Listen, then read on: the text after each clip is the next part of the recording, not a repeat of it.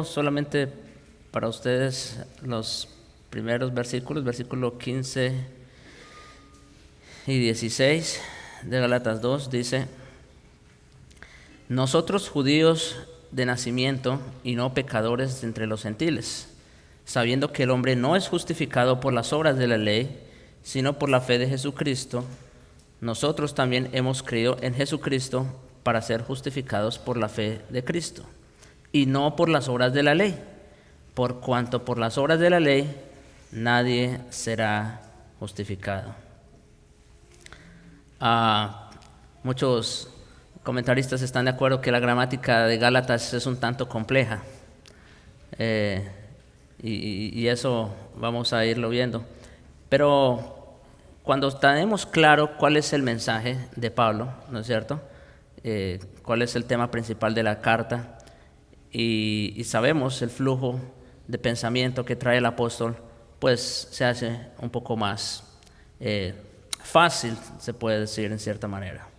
Pero bueno, hermano, recuerden, esta es prácticamente la segunda parte de lo que empezamos hace 15 días. Recuerdan ustedes que en la prédica pasada nosotros vimos que Pablo tuvo que ejercer su autoridad apostólica, ¿no es cierto?, en un caso igual un tanto complejo, tanto para él como para el amonestado. Seguramente no fue fácil, pero tuvo que hacerlo. Y ustedes ya saben de quién estamos hablando. Estamos hablando nada menos que del apóstol Pedro. Y la razón de por qué tuvo que llamarle la atención a Pedro, pues fue porque, como vimos también en aquella oportunidad, él, como líder principal de la iglesia,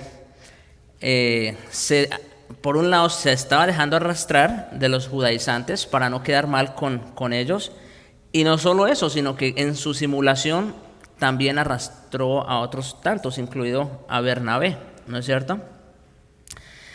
Entonces, hermanos, como digo, este texto es la continuidad de esa amonestación.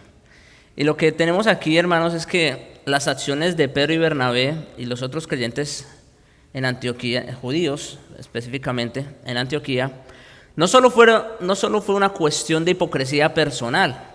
Su capitulación frente a los judaizantes mediante el mal ejemplo, el problema de Pedro y de muchos de ellos no era tanto doctrinal, aunque sí afectaba la doctrina, y por eso Pablo viene entonces luego con este argumento que vamos a ver el día de hoy. Pero el problema es que con su práctica estaban afectando la iglesia y por ende también la doctrina. Ocasionó rupturas dentro de la iglesia. Como ya se indicó, lo más probable es que el apartamiento de los creyentes judíos de sus hermanos gentiles fue gradual, pero tan pronto Pablo se dio cuenta de lo que estaba sucediendo, reaccionó de inmediato en su contra, y cuando vio que no andaban rectamente conforme a la verdad del evangelio, procedió a amonestar a Pedro. Como apóstol, Pedro tenía que responder por todos. Sí, por supuesto, porque muchos, como digo, cayeron en su mal ejemplo. Y fue su ejemplo errado el que impulsó a los demás en esa hipocresía destructiva. Ahora, en respuesta, ya sabemos, Pablo amonestó a Pedro, ¿verdad? Le dejó saber algunas razones. Pero en respuesta a lo que sucedió en Antioquía de Siria con Pedro, Bernabé y los otros creyentes judíos, y lo que estaba sucediendo en las iglesias de Galacia, a quienes está dirigida esta epístola, bajo la influencia judaizante, Pablo se propone exponer y defender la doctrina de la justificación por la fe sola. Tema central de la epístola a los Gálatas. Y no solo de la epístola, tema central de todas las escrituras. O sea, si nosotros en algún momento rechazamos, torcemos cualquier cosa relacionado con esta doctrina, entonces ya no tenemos otro evangelio. Más bien, ya no tenemos evangelio. Ya no tenemos evangelio. Esta doctrina, hermanos, es la doctrina central de todas las escrituras. Ahorita pues vamos a ver la declaración, ¿verdad? En primer lugar, luego veremos una defensa que hace el apóstol de esta doctrina y luego veremos la realidad de haber creído a esa doctrina, o sea, cómo eso influenció en la vida del apóstol y pues por supuesto debe afectar a todos los que la creen. Entonces, hermanos, habiendo dicho esto como introducción, vamos entonces a entrar a esa declaración. Lutero definitivamente fue un hombre muy apasionado específicamente con esta epístola. Bueno, creo que lo mencioné, ¿no? En una de las primeras prédicas de esta epístola. Era como su esposa prácticamente. Él hizo un comentario muy exhaustivo sobre esta epístola. Y es que aquí tenemos, yo creo, las declaraciones más importantes respecto a esta doctrina tan importante. Versículos 15 al 16, leo nuevamente. 15 al 16 de Gálatas 2. Nosotros judíos de nacimiento y no pecadores de entre los gentiles, sabiendo que el hombre no es justificado por las obras de la ley, sino por la fe de Jesucristo. Nosotros también hemos creído en Jesucristo para ser justificados por la fe de Cristo y no por las obras de la ley. Por cuanto por las obras de la ley nadie será justificado. Si ustedes se dan cuenta, aquí parece haber redundancia, ¿no es cierto? Y en parte sí, pero es con un propósito. Vamos a ver. La reprimenda, hermanos, que Pablo dio a Pedro culminó en una de las declaraciones más importantes en el Nuevo Testamento, como digo, y de todas las Escrituras, sobre la doctrina de la justificación. La misma doctrina a la cual Pedro y los demás de alguna manera estaban renunciando por su separación hipócrita de los creyentes gentiles. En efecto, es como si Pablo estuviera declarando: Pedro, te reprendo porque has transgredido la verdad cardinal del cristianismo. Por eso les decía hace un momento, pensar siquiera en omitir esta doctrina, hermanos, eso ya lo convierte inmediatamente en un hereje, porque entonces ya no tenemos cristianismo en absoluto. Y por eso Pedro está diciendo de alguna manera: Pedro, te reprendo porque has transgredido la verdad cardinal del cristianismo. Con tu comportamiento has condonado la justicia de las obras humanas, o sea, lo ha apoyado. Un sistema de legalismo que es contrario incluso al dado por medio de Moisés. Porque, y digo esto, aquí paréntesis muy rápido, porque ni siquiera ese fue el propósito de la ley. El propósito de la ley nunca fue justificar al hombre. Al contrario, Pablo nos dice, por medio de la ley es el conocimiento del pecado. Sí, la ley fue dada para mostrarle al pueblo de Dios cuál era su verdadera realidad espiritual, no para justificar. Esta palabra nosotros, con la que empieza el texto, se emplea 4 veces en los versículos 15 al 17 y se refiere a Pablo, a Pedro y los demás judíos cristianos. O sea, esa es una palabra que incluye a estas personas. La primera parte del argumento es que hasta nosotros, vamos a explicar esas palabras que parecen un poco enredadas. Lo que Pablo está diciendo es que hasta nosotros, que somos judíos de nacimiento, hemos creído en Jesucristo. O sea, si nosotros que éramos judíos necesitamos a Cristo para ser salvos, ¿verdad? ¿Cuánto más lo necesitan los que no son judíos? Es decir, nosotros como judíos sabemos mejor que nadie lo que significa vivir por el sistema de la ley. Conocemos la ley como forma de vida y sabemos qué implica vivir siempre en función de las exigencias y los rituales y las regulaciones de la religión. Sin embargo, nosotros, judíos, fuimos salvados por creer en Jesucristo y no por la ley. Y si nosotros, judíos, no podemos ser salvos por la ley, ¿cómo podemos esperar que pecadores entre los gentiles lo sean? ¿Ven la lógica del apóstol? Ese es el sentido del texto. Está diciendo, nosotros que somos judíos, que tenemos conocimiento de la ley, de los pactos, de todo, bueno, no podemos ser salvos de otra manera que sino a través de Cristo, cuanto menos los que no conocen.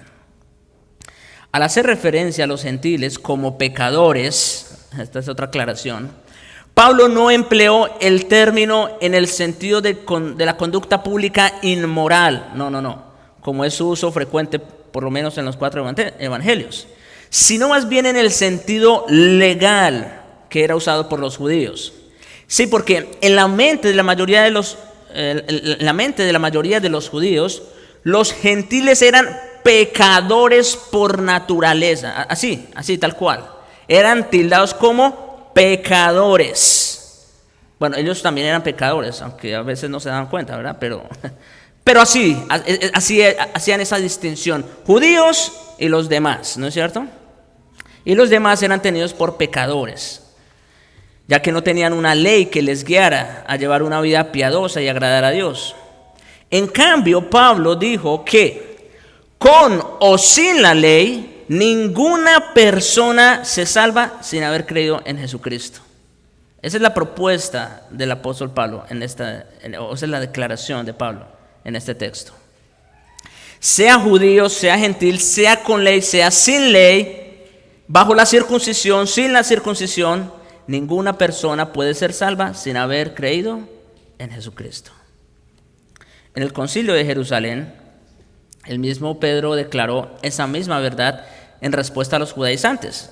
Esto está en Hechos 15, versículos 10 y 11, cuando dice, ahora pues, ¿por qué tentáis a Dios? ¿Ven? Eso de alguna manera es tentar al Señor. ¿Por qué tentáis a Dios poniendo sobre la cerviz de los discípulos gentiles un yugo que ni nuestros padres ni nosotros hemos podido llevar? O sea, Israel tuvo la ley por muchísimo tiempo. Pregunta, ¿cuántos judíos fueron salvos por guardar la ley? Ni uno. Ni uno. ¿Se dan cuenta? Por eso dice, ¿por qué tientan al Señor? Es que nunca ha sido de esa manera. ¿Por qué ponen un yugo que ni nuestros padres ni nosotros hemos podido llevar? Antes, sigue diciendo Pedro, creemos que por la gracia del Señor Jesús seremos salvos de igual modo que ellos. Punto. La salvación siempre ha sido por gracia, aparte de cualquier obra. Con razón, Lutero dijo que si el artículo de la justificación por la fe se pierde, toda la doctrina cristiana se pierde. En esta última sección del capítulo 2, Pablo fue inspirado a introducir esta doctrina esencial en la epístola. Una doctrina que había predicado y explicado a los Gálatas en muchas ocasiones. Sí, porque esto no crean que era nuevo para los Gálatas. Él ya había estado allá y ya les había predicado el evangelio de la sola gracia. Y utiliza, en este texto, utiliza 4 veces la forma verbal de la palabra justificación en los versículos 16 al 17. Interesante. Y una vez más la forma sustantiva en el versículo 21, donde se traduce como justicia, pero que tiene la misma raíz. En el Nuevo Testamento, hermanos, estas y otras formas del mismo término se traducen con palabras como justificar, justificación, justicia, justo o justificado. Ahora, el uso original del término básico tenía que ver con la sentencia. Vamos a definir ahora, ¿verdad? Ya vimos o estamos viendo la declaración de Pablo de la justificación, pero tenemos que definir el término. El uso del término básico tenía que ver con la sentencia de un juez que declaraba a una persona acusada no culpable, sino justa ante la ley. Eso es justificar. Cuando alguien va a una corte y el juez lo declara inocente, ¿qué está haciendo? Lo está justificando. ¿no es cierto? Lo está justificando, lo está declarando justo o inocente con respecto a aquello que se le está acusando, ¿verdad? Y esto por supuesto es lo opuesto de ser declarado culpable o condenado. Solamente pueden haber dos sentencias: o eres culpable o eres inocente, no hay más. En una corte no hay términos medios: o eres culpable o eres inocente. En toda la Biblia, la palabra justificación se refiere entonces a la manera como Dios, el juez de todos, declara a un pecador, oigan esto, declara a un pecador, no a un inocente, a un pecador lo declara libre de culpa. Imagínense eso, declara a un pecador libre de culpa. ¿Y cómo puede hacer eso? ¿Cómo el juez de toda la tierra puede declarar libre de culpa a alguien que es pecador? Únicamente con base en la fe en Jesucristo. Esa es la única base de nuestra justicia. Jesucristo. Es el acto libre y gratuito por el que Dios declara a un pecador recto delante de Él. Hermanos, esto es una gracia inconmensurable. No se puede medir. Que el juez del universo declare inocente a un pecador, esa es la mayor de las gracias. En su gracia divina, Dios le perdona, le restaura y le acepta con base en nada más que la confianza en la persona y la obra de su Hijo Jesucristo. Sola gracia, sola fe, solos Cristos, para que solo Él se lleve la gloria. Eso es la justificación en términos generales. Por eso Pablo continúa diciendo, sabiendo que, oigan esta declaración, sabiendo que el hombre no es justificado por las obras de la ley, sino por la fe de Jesucristo. Pedro debía tener muy claro eso también, definitivamente. No fue por las obras de la ley, sino por la fe en Jesucristo. Nosotros también, judíos, hemos creído en Jesucristo para ser justificados por la fe de Cristo y no por las obras de la ley, por cuanto por las obras de la ley, ¿qué? Nadie será justificado. Por mucho que una persona guarde la ley, nunca podrá hacerse justa. Ahí ustedes ya conocen el caso del hombre rico, por ejemplo, ¿no?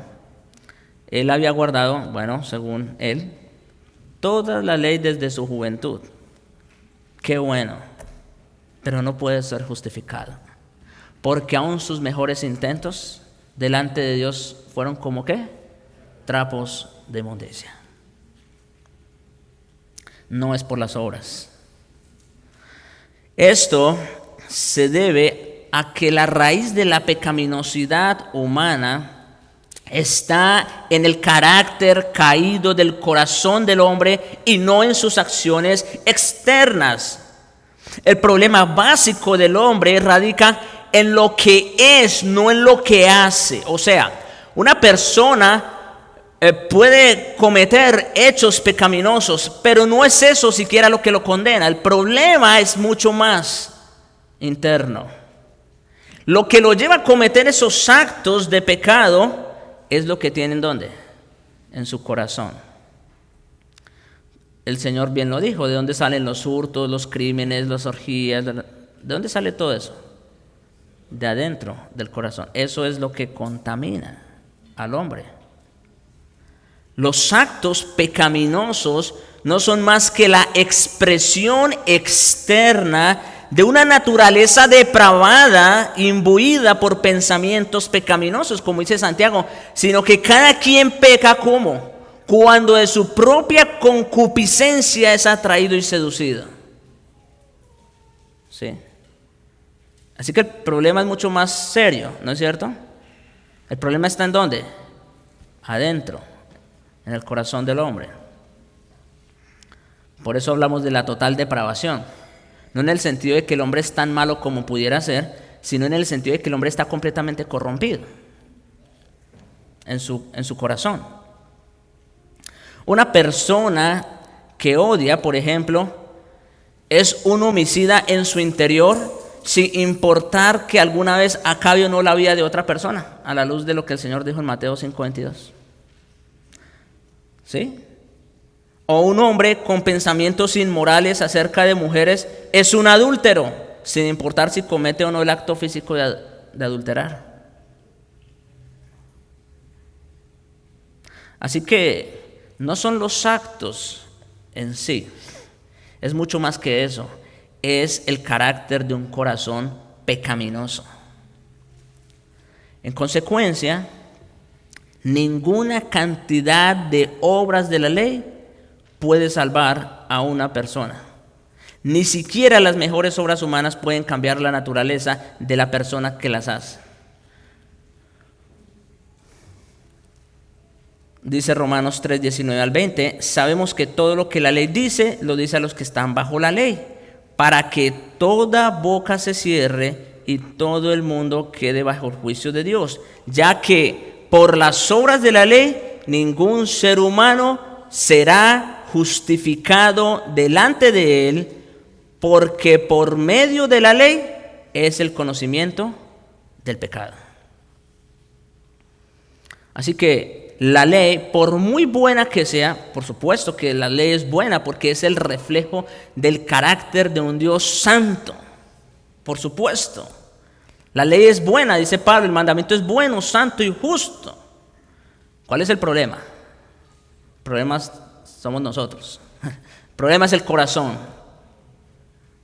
El problema es el corazón. Que no importa sus mejores intenciones, no importa sus mejores obras que pueda hacer, delante de Dios no pasa la prueba. La ley, hermanos, es importante porque funciona como un espejo que muestra con precisión nuestra pecaminosidad. ¿Sí? Eso es lo que hace la ley, básicamente. Cuando leemos en las Escrituras un texto, específicamente relacionado con la ley, el Antiguo Testamento, etc., o incluso a veces en el Nuevo Testamento, cuando habla el Señor a veces, ¿qué vemos nosotros, o cómo nos vemos nosotros más bien a la luz de eso? ¿No es cierto? Pecadores. Pero lo cierto es que solo puede revelar el pecado, la ley, nunca removerlo. Dice Pablo en Gálatas 3, versículos 21-24, oigan esto, porque la ley es buena, es perfecta, pero la ley no tiene algo que sí tiene el Evangelio. La ley no puede remover el pecado ni la culpa. ¿Sí? Dice Pablo en Romanos 3, 21-24, pero ahora, es de esos benditos peros, aparte de la ley, esa que nos acusa, que nos condena precisamente por nuestro pecado, se ha manifestado la justicia de Dios. Y noten que esta justicia no era algo novedoso, ¿no? Es otro tipo de justicia, diferente al de la ley, sí, pero no era nuevo. Dice, testificada por la ley y por los profetas, ¿ven? O sea que ya se había anunciado de esa justicia, aunque todavía no habían podido vivir en el poder de ella, de esta justicia. La justicia de Dios por medio de la fe en Jesucristo para todos los que creen en Él. Esa era la justicia de la cual se anunciaba en el Antiguo Testamento. Porque no hay diferencia, por cuanto todos pecaron y están destituidos de la gloria de Dios. Y si todos pecaron y están destituidos de la gloria de Dios, ¿cuál es el único camino entonces para obtener o para recibir esa justicia? La otra vez, la sola fe en solo Cristo. siendo justificados, sigue diciendo, gratuitamente por su gracia, mediante la redención que es en Cristo Jesús. Y luego en el versículo 28 dice, concluimos pues, esta es una conclusión, que el hombre es justificado por fe sin las obras de la ley. Esa es una conclusión obviamente bíblica, pero también es una conclusión muy racional, muy lógica. Después de todo lo que el apóstol ha expuesto en los primeros 3 capítulos de Romanos, eso es lo menos que podemos esperar, ¿no es cierto? Porque no hay uno solo que guarde la ley perfectamente, porque esa es la otra. Muchos de los que piensan que pueden guardar la ley, el problema es que la ley exige obediencia perfecta, que nunca en su vida haya transgredido un solo punto.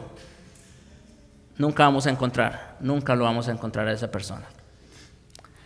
Solo la fe de Jesucristo puede poner a disposición de cualquier persona el regalo gratuito de justicia perfecta que le suministra perdón y salvación. Solo la fe de Jesucristo. La fe de Jesucristo no es un mero reconocimiento intelectual. Oigan esto, hermanos. El evangelio no es algo meramente intelectual. Claro, empieza por la razón, pero no se queda ahí. No es un mero reconocimiento intelectual del hecho de que Jesús murió y resucitó por el pecado del hombre. Cualquiera puede declarar eso, sino que es una confianza personal, ¿sí? Así como cuando el esposo se compromete con su esposa, le está confiando su vida, ¿no es cierto? Porque de ahí en adelante van a ser una sola carne. El uno al otro se están confiando mutuamente. Bueno, la fe, en cierto sentido, es eso, es una confianza personal en su muerte, en la muerte de Cristo, para quitar y perdonar los pecados propios de esa persona. No solo es el hecho de que Jesucristo murió para perdonar los pecados. Eso es una declaración muy general. No, es el hecho de que yo sé que yo tengo la confianza de que Jesucristo murió para quitar y perdonar mis pecados, los míos, los de cada quien, por supuesto.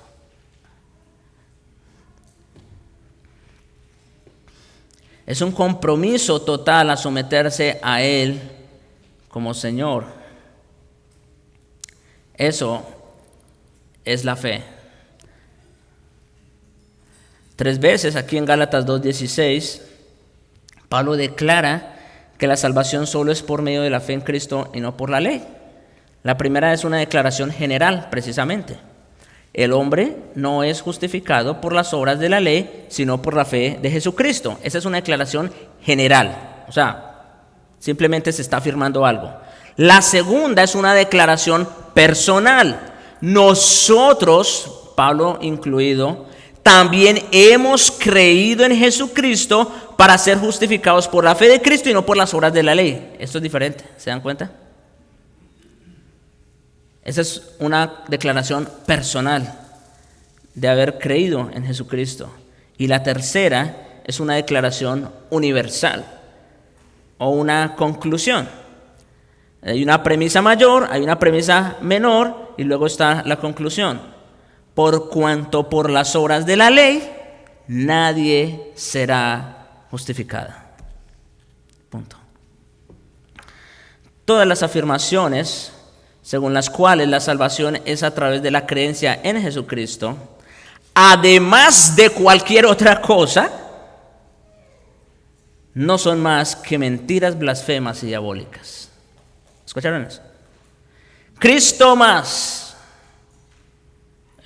La Iglesia de Roma enseña los sacramentos, por ejemplo, como necesarios para la salvación. Bueno, ahí ya no hay evangelio. en los arminianos, ¿sí? Que se dice, Cristo hizo su parte, pero tú tienes que tomar la decisión. Ya no hay evangelio. No existe ni puede existir una sola añadidura humana a la obra de Cristo. No puede existir que sea aceptable o efectiva. Si existe alguna añadidura, ya no es evangelio. Bien, hermanos, entonces ya tenemos la declaración. Hablemos de la defensa, versículos 17 al 19. Dice: y si buscando ser justificados en Cristo, también nosotros somos hallados pecadores, ¿es por eso Cristo ministro de pecado? En ninguna manera. Porque si las cosas que destruí las mismas vuelvo a edificar, transgresor me hago. Porque yo por la ley soy muerto para la ley, a fin de vivir para Dios. Estos son uno de esos versículos que le pueden romper la cabeza a cualquiera, incluido a mí. Porque hay, otra vez vuelvo y repito, hay una gramática un tanto compleja en estos versículos. Y no voy a entrar en detalles exegéticos, no es mi propósito. Esto no es una clase, ni siquiera escuela dominical. Simplemente voy a ir al punto, como se dice. El punto, hermanos, es que por su conducta, Pedro y los demás cristianos judíos en Antioquía habían dado su aprobación a la idea de los judaizantes, según la cual era necesario que un gentil acatara los rituales judíos antes de poder convertirse al cristianismo. O sea, eso era lo que ellos estaban transmitiendo con su comportamiento. Es necesario acatar los rituales judíos para convertirse al cristianismo. Ahora, la defensa que Pablo hace de la justificación por fe en estos versículos continúa su oposición a este legalismo judaico al que Pedro y los demás habían sucumbido. Resulta crucial, hermanos, entender que, como en los dos versículos anteriores, la palabra nosotros se refiere a ¿quiénes? Cristianos judíos. Y el punto o la idea es aquí. Y si buscando ser justificados en Cristo, también nosotros, como cristianos judíos, somos hallados pecadores por comer con los gentiles. Esa fue la conclusión a la que Pedro, Bernabé y muchos otros llegaron, que comer con los gentiles era pecado. Por eso Pablo usa ese término aquí. Vuelvo y repito. Y si buscando ser justificados en Cristo, también nosotros como cristianos judíos somos hallados pecadores por comer con los gentiles, Pablo pregunta retóricamente, ¿es por eso Cristo ministro de pecado? ¿Se dan cuenta? Su primer punto, hermanos, consistió entonces en mostrar que si los judaizantes estaban en lo correcto con su doctrina, ojo, si los judaizantes estaban en lo correcto en su doctrina, según la cual los creyentes se salvan en parte por guardar la ley ceremonial de Moisés, y además siguen obligados a cumplir esa ley para mantener su salvación. Ojo, no solo es que para alcanzarla, sino incluso para mantenerla. ¿Sí? Si eso es verdad, según la enseñanza de los judaizantes, en ese caso, aún antes de que los judaizantes llegaran a Antioquía, Pedro, Bernabé y todos los demás creyentes judíos, incluido Pablo, habían caído otra vez en la categoría de pecadores por haber comido junto a cristianos gentiles y por tener compañerismo con ellos. Ese es el razonamiento del apóstol. Por eso dice el versículo otra vez, y si buscando ser justificados en Cristo, también nosotros, como cristianos judíos, somos hallados pecadores por comer con los gentiles, ¿es por eso Cristo ministro de pecado? El segundo punto aquí de Pablo es este, y fue más devastador. Es como si Pablo estuviera diciendo, Si ustedes se volvieron, o sea, siguiendo la lógica de los judaizantes, ¿no es cierto? Si ustedes se convirtieron en pecadores por comer con los judíos, por tener compañerismo con ellos, en ese caso, Cristo se convirtió en ministro de pecado. ¿Por qué? ¿O de qué manera? Bueno, pues por un lado Jesús había enseñado con claridad que ningún alimento puede ser fuente de contaminación espiritual, como los judíos tenían, ¿no? Hablando de comidas sacrificadas a los ídolos, etcétera, etcétera. Y el Señor había enseñado que ningún alimento es fuente de contaminación espiritual para una persona que come. No solo eso, a través, por ejemplo, de la visión de los animales impuros, así como de la conversión de la conversión dramática de Cornelio, el Señor había dado a Pedro evidencia directa de que los creyentes gentiles son iguales en todo sentido a los creyentes judíos. O sea, tenemos declaraciones del Señor, tenemos esta enseñanza que Dios mismo le dio a Pedro.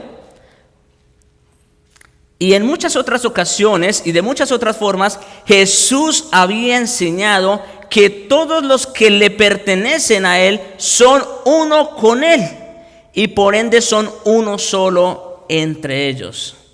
Poco antes de su arresto y crucifixión, Jesús oró a su Padre de una forma urgente, reiterando el favor para con ellos. Dice en Juan 17, versículos 21 al 23, para que todos sean uno. Pregunta, ¿quiénes son todos aquí? Bueno, todos no son todos y cada uno de los hombres, ¿verdad? Pero todos se refiere a todos aquellos quienes Él amó, a todos aquellos por quienes Él vino a dar su vida. Y dice, para que todos sean uno, como tú, oh Padre, en mí y yo en ti, que también ellos sean uno en nosotros. Claro, primeramente se está refiriendo a los 12, pero luego dice, y no solo por los que han de creer en mí, pero no solo por ellos, sino por los que han de creer en mí, por la palabra de ellos. Pregunta, ¿quiénes han creído por la palabra de los apóstoles? Después de los apóstoles, todos. Porque aunque ya no los tenemos, aquí los tenemos, ¿no es cierto? Entonces, esa oración del Señor Jesús nos incluye ¿a quiénes? A todos los creyentes. Y mire lo que Él está pidiendo, que todos sean uno, donde ya no hay judío ni griego, ya no hay bárbaro ni escita, ya no hay distinción en ese sentido. Y sigue diciendo, para que sean uno, así como nosotros somos uno. Yo en ellos, imagínense, qué unidad tan fuerte, ¿no? Yo en ellos y tú en mí, para que sean ¿qué? Perfectos en unidad. Eso fue lo que el Señor Jesucristo pidió al Padre. Y eso es una realidad en cada creyente, independientemente de su raza, de su género, de su trasfondo cultural. Ahora todos venimos a ser uno en Cristo. Ahora, si los judaizantes tuvieran la razón, Pablo señaló, ¿sería porque Jesús entonces se equivocó al pedirle esto a su Padre? Si ellos enseñaban la verdad, entonces Él había enseñado una mentira, y eso le convertía en ministro de pecado. Por supuesto, hermanos, tal acusación debió estremecer a Pedro hasta la médula, ¿no es cierto? O sea, que con su conducta de alguna manera se esté haciendo a Cristo ministro de pecado es realmente estremecedor. Y eso era lo que estaba sucediendo. Por eso, hermanos, Pablo utiliza este argumento tan fuerte. Mira, ser llamado un hipócrita, en el caso de Pedro, era bastante. Ser llamado un pecador era impensable, porque para ellos otra de los pecadores eran los gentiles. Pero ser acusado de hacer ver a Jesús como ministro de pecado no era menos que repulsivo y chocante. No obstante, hermanos, la lógica del argumento de Pablo era ineludible. Por sus propias acciones, Pedro había condenado a Jesucristo mismo. ¿Ustedes se imaginan?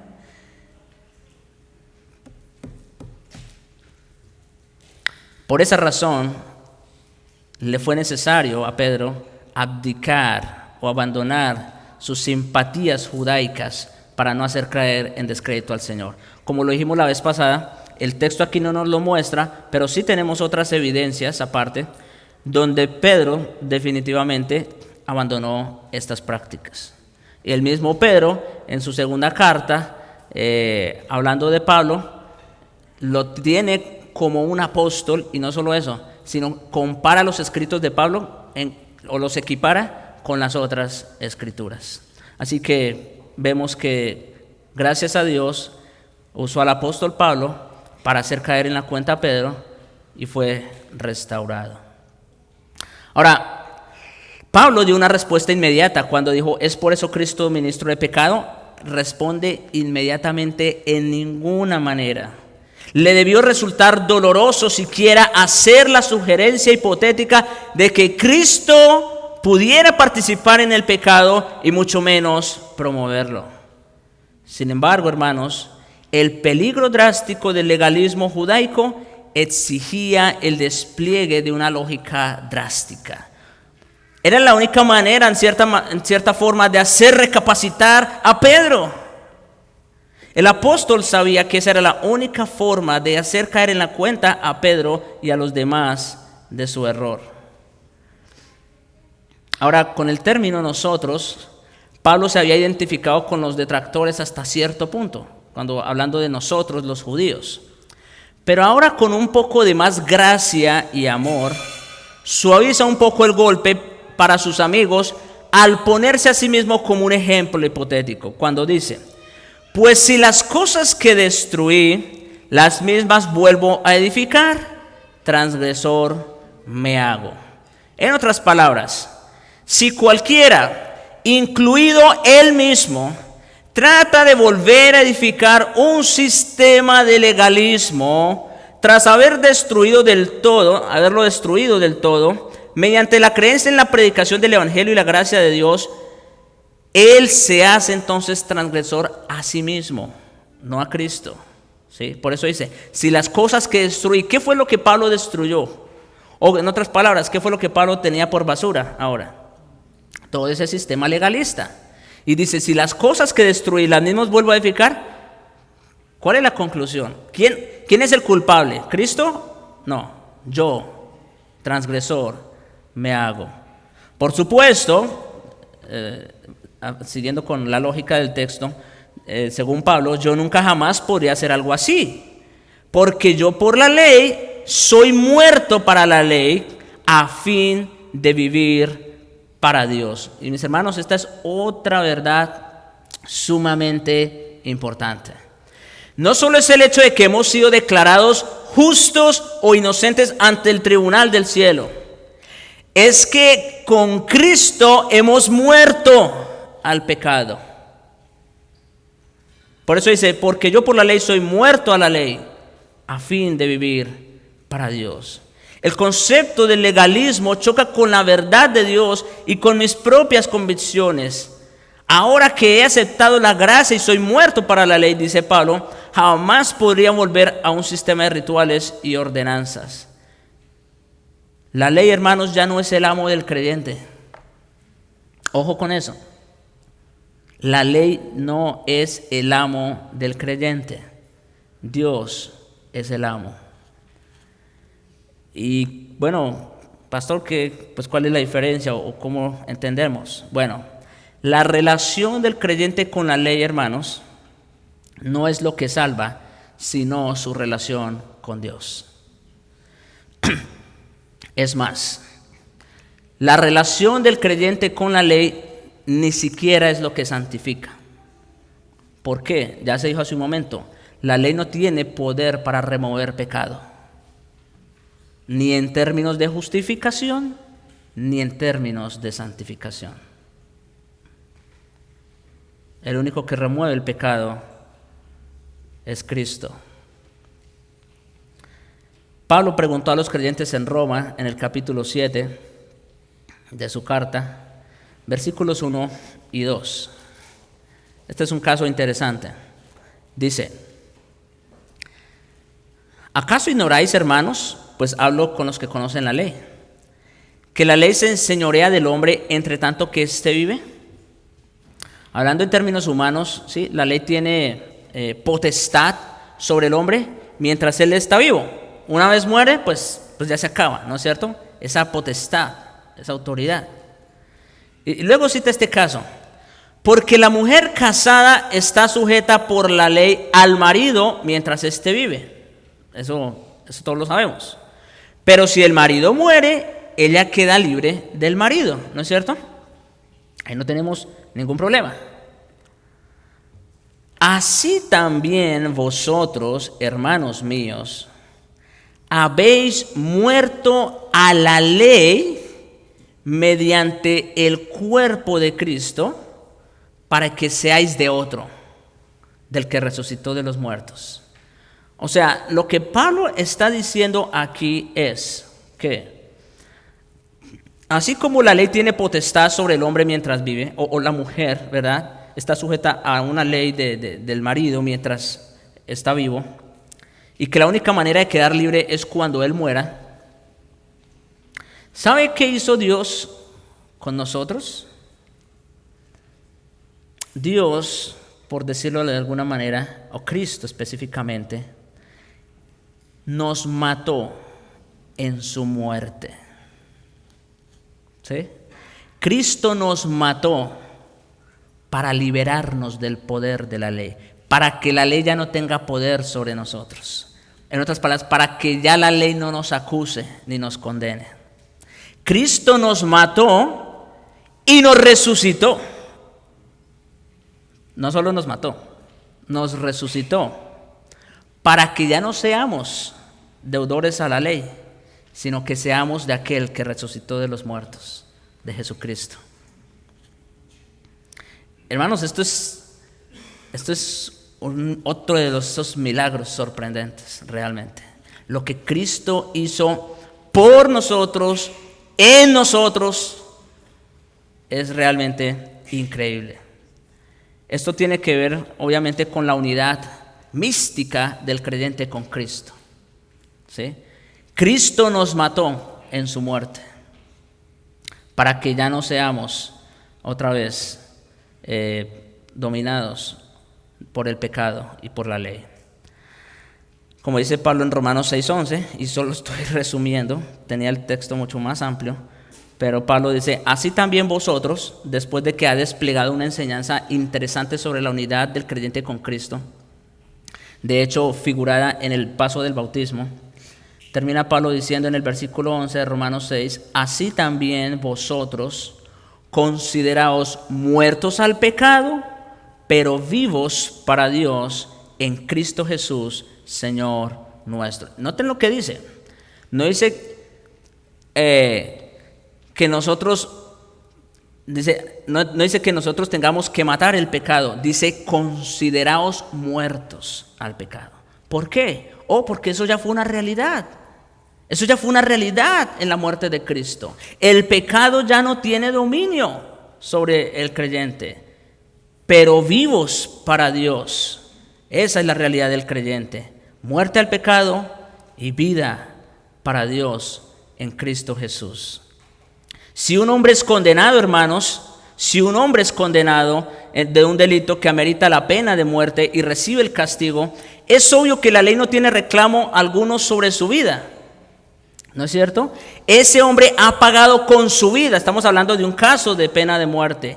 Ese hombre ha pagado con su vida la deuda que tenía con la justicia. Por lo tanto, aun si se levantara de los muertos, esa persona seguiría libre de la culpa ante la ley, la cual ya no tendría ningún reclamo sobre su nueva vida. Así es con el creyente que muere en Cristo para levantarse a una nueva vida. Es libre para siempre de cualquier reclamo de la ley sobre su vida, porque ha pagado la demanda de la ley al morir en Cristo. Por eso ya no hay condenación para el que está en Cristo. Ya la ley no tiene poder sobre el creyente. Cristo nos ha hecho nuevas criaturas. De esta forma, es libre de la culpa y del castigo por el pecado, lo que es la justificación. Y empieza un proceso de liberación del poder del pecado en su vida, lo que es la santificación. Y así, su muerte física no es castigo, como en el caso de los incrédulos. Tan solo es una puesta en libertad para acceder a la gloria eterna de su unión con Cristo, lo que es la glorificación. Y rápidamente, hermanos, veamos la realidad.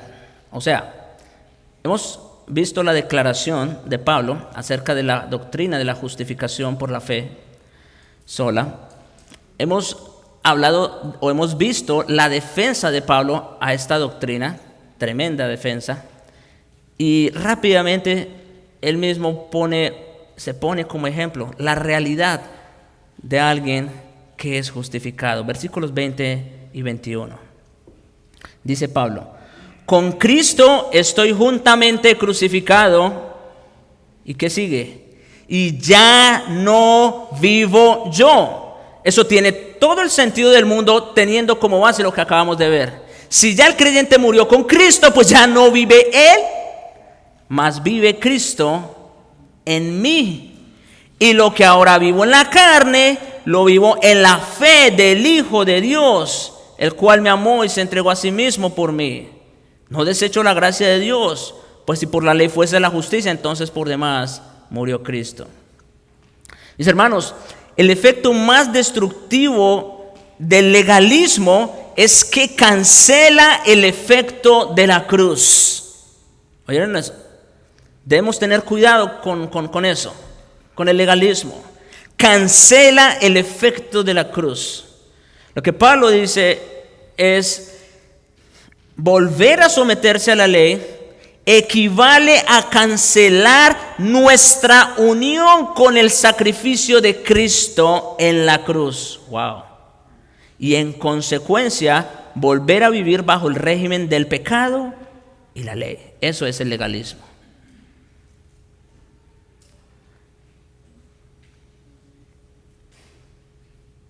Lamentablemente hay muchos lugares, incluso en los círculos reformados, donde empiezan por la gracia y terminan por la ley.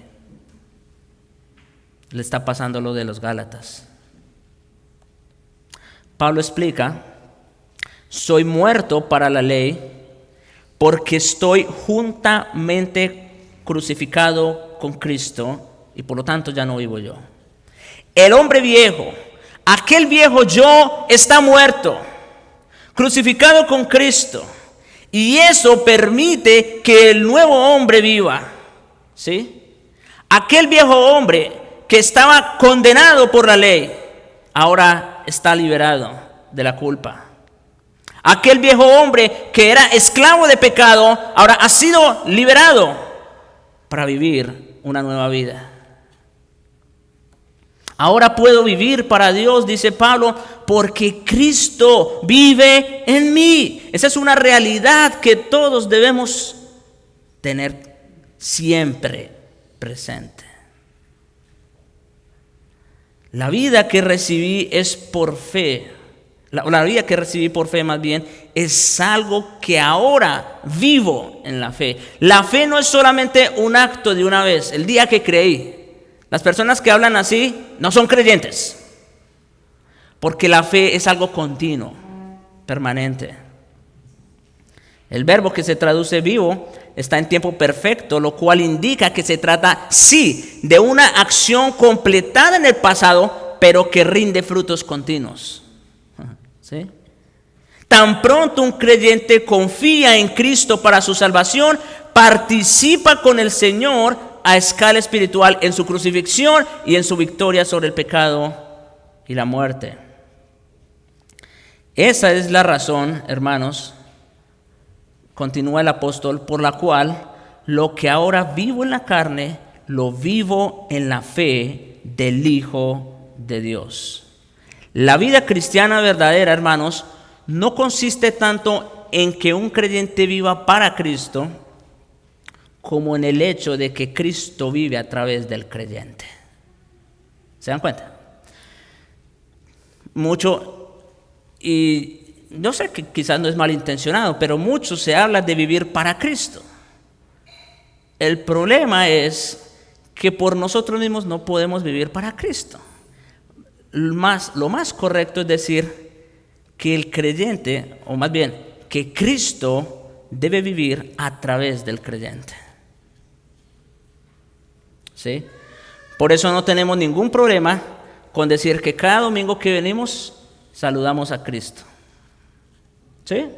Porque Cristo mora en usted y en cada uno que es creyente. Gracias a que en Cristo habita corporalmente toda la plenitud de la deidad, la plenitud de Dios también habita en nosotros y cada uno de los creyentes quienes hemos llegado a ser participantes de la naturaleza divina. ¿Sí? Así que, ¿ven mis hermanos? O sea, estamos hablando de una realidad tremenda, de que Cristo habita en nosotros. Y es ese espíritu, como va a decir Pablo más adelante en Gálatas 4, el que clama Abba Padre. La vida divina y el privilegio supremo de ser habitado por el Hijo de Dios, vivo y poderoso, no se deben a algo que yo haya hecho o logrado con méritos propios, por supuesto, sino únicamente al hecho de que Él me amó y se entregó a sí mismo por mí. Esa es la única razón. No hay nada en mí. Por lo tanto, el motivo principal de toda devoción y obediencia en nuestra vida espiritual debe ser la gratitud a nuestro Señor soberano y lleno de gracia.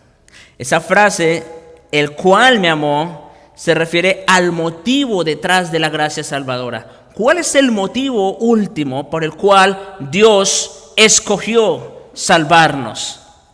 ¿Cuál es el motivo último? Su amor. Su amor. El Nuevo Testamento está repleto de estas enseñanzas acerca de esta gran verdad. El regalo del amor divino, hermanos, no fue tomado de Cristo. Esto también es interesante. El regalo del amor divino no fue tomado de Cristo, que vino de parte de Cristo, así como cuando alguien te lleva un regalo, mira, este te lo manda fulano. No, sino que Él se entregó a sí mismo por mí, dice el apóstol. En otras palabras, Cristo mismo fue el regalo. Cristo mismo es el regalo. Esto nos recuerda las palabras de nuestro Señor en Juan 10, versículos 17 al 18. Yo pongo mi vida para volverla a tomar. Noten cómo dice, yo pongo mi vida. No voy a mandar a alguien más. No, yo lo voy a hacer. Nadie me la quita, sino que yo de mí mismo la pongo. Es verdad, nadie, ni los judíos, ni los fariseos, ni los soldados romanos, nadie tuvo autoridad sobre el Santo Hijo de Dios hasta que Él mismo decidió cuándo era el momento. Pasaba por entre en medio. Él mismo lo dijo, ¿no? Cuando lo iban a arrestar. ¿Cuántas veces estuve allá y ustedes no me agarraron? No, es porque fue cuando Él quiso. Nadie me la quita, sino que yo de mí mismo la pongo. Cristo es el regalo. Y toda esta obra salvadora, hermanos, es el don gratuito de la gracia soberana de Dios. En consecuencia, Pablo concluye con estas palabras: no desecho la gracia de Dios. No desecho la gracia de Dios. Pues si por la ley fuese la justicia, entonces por demás murió Cristo. Cierra, vamos a decir, este argumento nuevamente apelando a esa lógica, ¿no? Si por la ley fuese la justicia, entonces Cristo murió por demás. Obviamente ese no es el caso.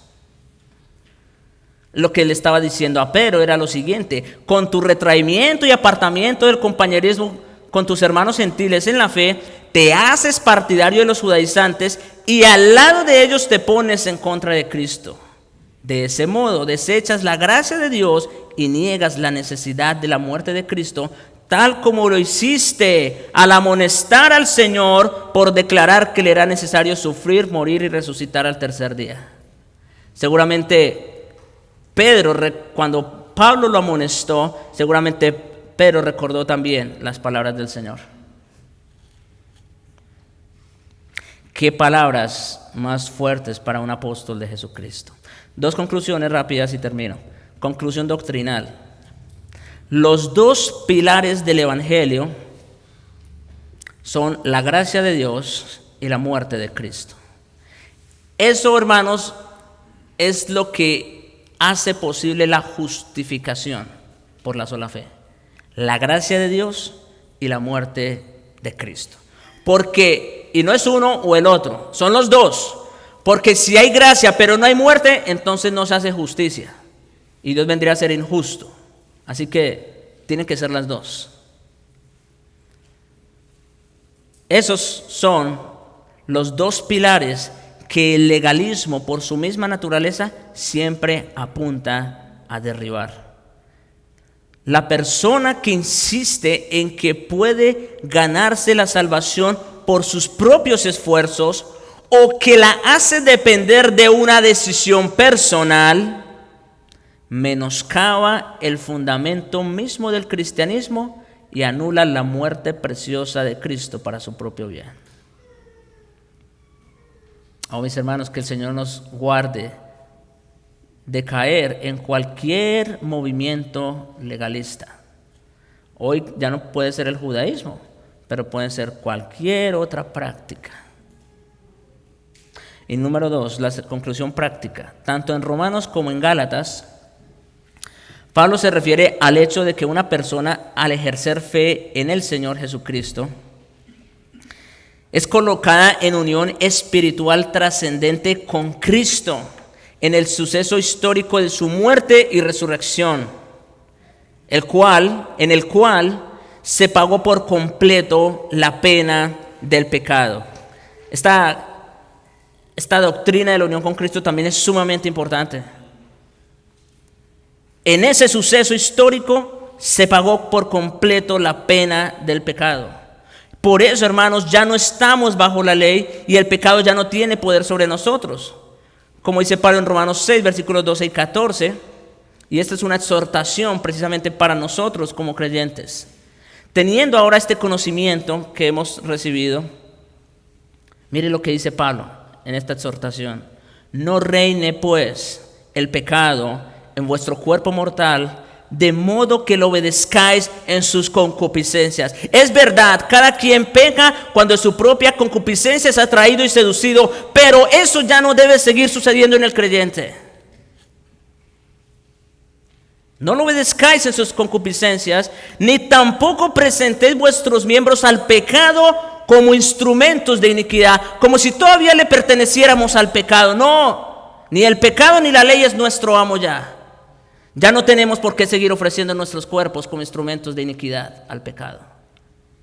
Sino, presentaos vosotros mismos a Dios como vivos de entre los muertos, y vuestros miembros a Dios como instrumentos de justicia.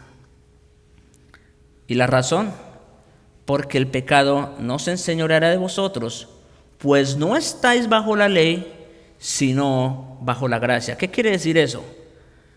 Cuando estaban bajo la ley, el pecado todavía reinaba, porque ya saben, la ley no tenía poder para remover el pecado.